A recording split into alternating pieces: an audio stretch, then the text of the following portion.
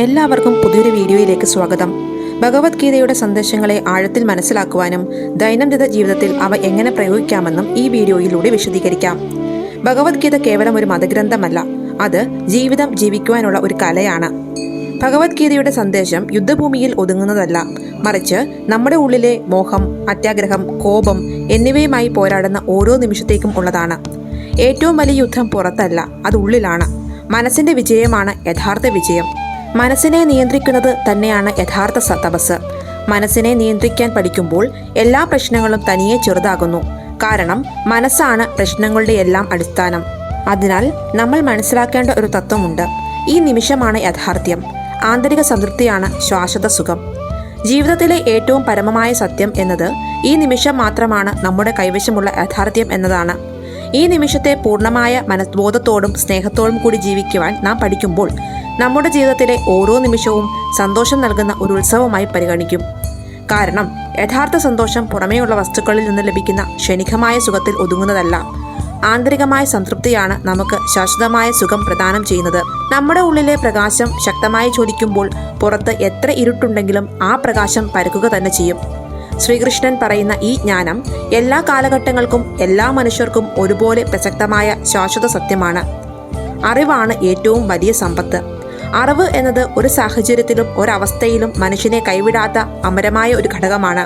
ഇതിൽ ഒന്നാം ഭാഗത്ത് പറയാൻ പോകുന്നത് കർമ്മമാണ് വിധിയെ രൂപപ്പെടുത്തുന്നത്, നിഷ്കാമ കർമ്മത്തിലൂടെയുള്ള മോക്ഷം എന്നതിനെ കുറിച്ചാണ്.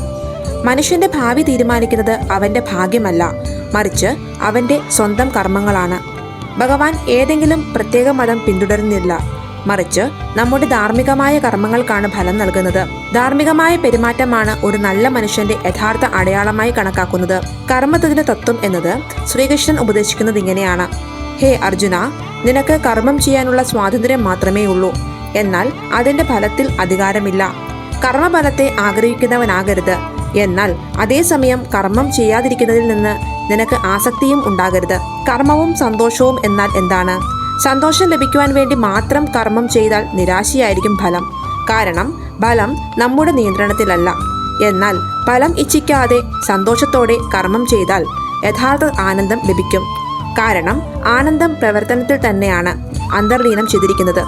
കർമ്മഫലത്തെക്കുറിച്ചുള്ള അമിതമായ ഉത്കണ്ഠ മനസ്സിനെ അസ്ഥിരമാക്കുകയും അതുവഴി കർമ്മത്തിന്റെ പരിശുദ്ധിയെ നശിപ്പിക്കുകയും ചെയ്യുന്നു. കർമ്മമാണ് മോക്ഷത്തിലേക്കുള്ള വഴി. രാജ്യം ഭരിച്ച ജനകനെ പോലുള്ള ജ്ഞാനികൾ പോലും ആസക്തിയില്ലാതെ കർമ്മത്തിലൂടെയാണ് പരമമായ സിദ്ധി നേടിയത്. കർമ്മം തന്നെയാണ് മോക്ഷത്തിലേക്കുള്ള മാർഗം. ഇതിൽ രണ്ടാം ഭാഗം പറയാൻ പോകുന്നത് ആന്തരിക ശുദ്ധിയും താരതമ്യം ഒഴിവാക്കലും എന്നതിനെ കുറിച്ചാണ്. ഈ ലോകത്തിൽ കർമ്മം ചെയ്യാൻ ഒരു കാരണവും ശേഷിക്കാത്ത, അതുപോലെ കർമ്മം ചെയ്യാതിരിക്കുന്നത് കൊണ്ട് ഒരു പ്രയോജനവും ഇല്ലാത്ത ആ മഹാപുരുഷനെയാണ് സ്ഥിതപ്രജ്ഞൻ എന്ന് വിളിക്കുന്നത്. അങ്ങനെയുള്ള ഒരു ജ്ഞാനിക്ക് ഒരു ജീവജാലത്തോടും സ്വാർത്ഥപരമായ ബന്ധമുണ്ടാകില്ല. യഥാർത്ഥ വ്യക്തിത്വം എങ്ങനെയായിരിക്കും അങ്ങനെയുള്ളവരിൽ? ആളുകൾ പുറമേയുള്ള കാഴ്ചയിലും വ്യക്തിത്വത്തിലും കുടുങ്ങിക്കിടക്കുമ്പോൾ നമ്മുടെ യഥാർത്ഥ പരിചയം നിർണ്ണയിക്കപ്പെടുന്നത് നമ്മൾ ഉള്ളിൽ ആരാണെന്നും എത്രത്തോളം സത്യസന്ധതയോടെ ജീവിക്കുന്നു എന്നതിനെയും ആശ്രയിച്ചാണ്. ആന്തരിക ശുദ്ധിയാണ് ഏറ്റവും പ്രധാനമായുള്ളത്. ലോകത്തിൽ ആളുകൾക്ക് സംഭവിക്കുന്ന ഏറ്റവും വലിയ തെറ്റ് അവർ മറ്റുള്ളവരുമായി സ്വയം താരതമ്യം ചെയ്ത് ദുഃഖിക്കുന്നു എന്നതാണ്. ശ്രീകൃഷ്ണൻ ഉപദേശിക്കുന്നത് ഓരോ ആത്മാവും അതിൻ്റെതായ സ്ഥാനത്ത് അതുല്യമാണ് എന്നതാണ്.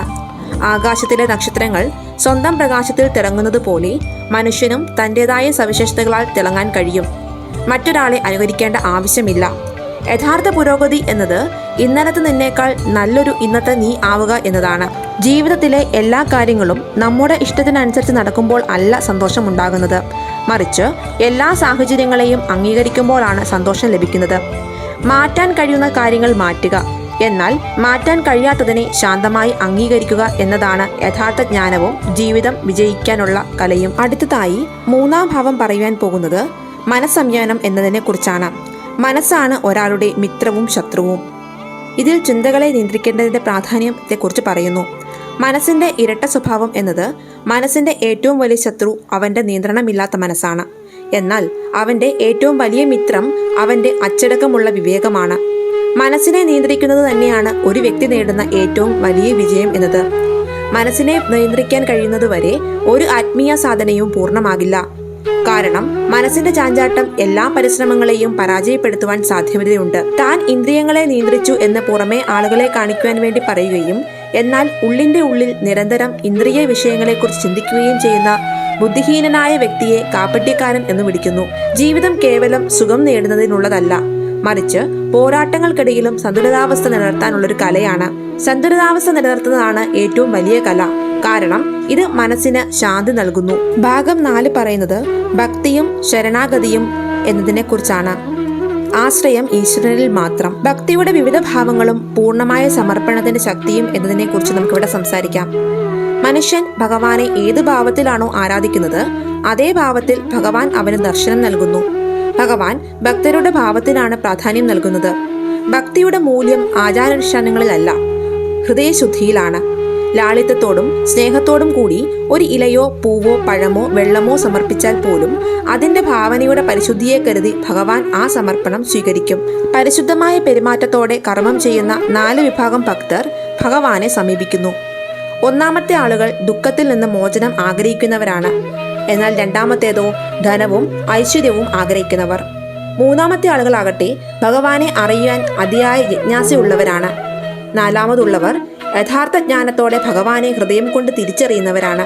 കഷ്ടപ്പാടുകളും പ്രതിസന്ധികളും ഉണ്ടാകുമ്പോൾ മറ്റ് മാർഗങ്ങൾ ആശ്രയിക്കാതെ പ്രഭുവിന്റെ നാമം മാത്രം ജപിച്ച് അവിടുത്തെ ശരണം തേടുന്നവരാണ് ആർദ്രഭക്തർ എന്ന് പറയുന്നത്. ദ്രൗപദി ശക്തരായ ബന്ധുക്കളെ ആശ്രയിച്ചപ്പോൾ അവൾ അപമാനിക്കപ്പെട്ടു. എന്നാൽ എല്ലാ ആശ്രയവും ഉപേക്ഷിച്ച് പൂർണ്ണമായി ഭഗവാനോട് സമർപ്പിച്ചപ്പോൾ ശ്രീകൃഷ്ണൻ അവളെ രക്ഷിച്ചു.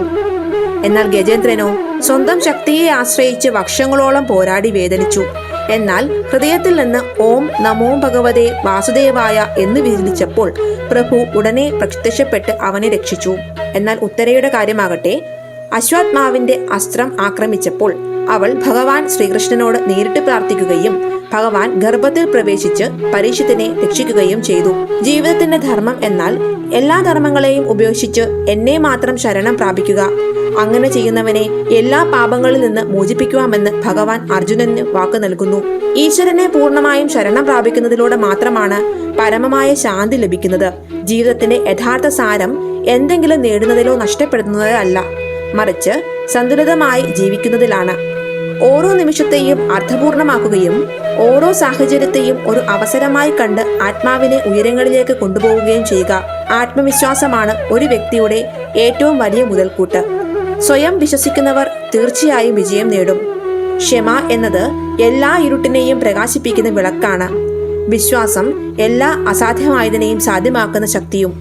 സുഹൃത്തുക്കളെ, ഇത്രയും നേരം നമ്മൾ മനസ്സിലാക്കിയ ഈ അമൂല്യ വചനങ്ങളുടെ സാരം ജീവിതത്തിന്റെ യഥാർത്ഥ ആഴം എന്തായിരിക്കണം എന്നതിലാണ്. ഈ ഗീതാ സന്ദേശങ്ങൾ നമ്മെ പഠിപ്പിക്കുന്നത് ഇതാണ്: യഥാർത്ഥ വിജയം ആന്തരികമാണ്.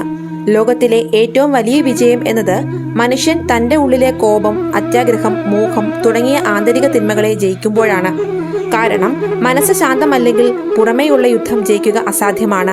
ജീവിതത്തിന്റെ സാരം ധനം, പദവി, പ്രശസ്തി എന്നിവ ശേഖരിക്കുന്നതിലല്ല, മറിച്ച് സംതൃപ്തിയിൽ, സത്യത്തിൽ, ശാന്തിയിൽ ഒളിഞ്ഞിരിക്കുന്ന നിസ്വാർത്ഥമായ കർത്തവ്യത്തിലാണ്. ഭൂതകാലത്തെക്കുറിച്ചുള്ള പശ്ചാത്താപവും ഭാവിയെക്കുറിച്ചുള്ള ആശങ്കയും നമ്മുടെ ഊർജം നശിപ്പിക്കുന്നു. അതിനാൽ നമ്മുടെ പക്കലുള്ള ഈ നിമിഷമാണ് യാഥാർത്ഥ്യം. ഓരോ നിമിഷത്തെയും നന്ദിയോടെ സ്വീകരിക്കുകയും ഓരോ ശ്വാസത്തെയും ഒരു സമ്മാനമായി കരുതി ജീവിക്കുകയും ചെയ്യുക.